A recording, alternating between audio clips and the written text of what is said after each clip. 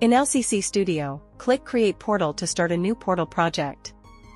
Enter the project name, select the initial space model, choose a save directory for the Portal project, and click OK to enter the Portal editing interface.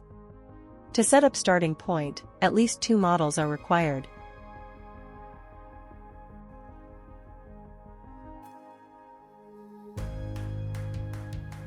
Then, add a new space model, enter a name and select the directory to import the new space models.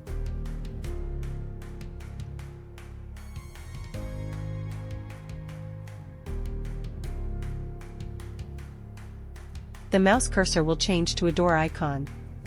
Move the mouse to the correct position and left-click to set the starting point's position and perspective. Enter the starting point name and the landing point name, then select the destination space model. Open the target space and set the correct landing point position and perspective. Confirm the landing point and return to the starting space model. Click OK to save the portal relationships. Switch to view mode, click the portal icon, and you will be transported to the target space with the specified landing point position and perspective.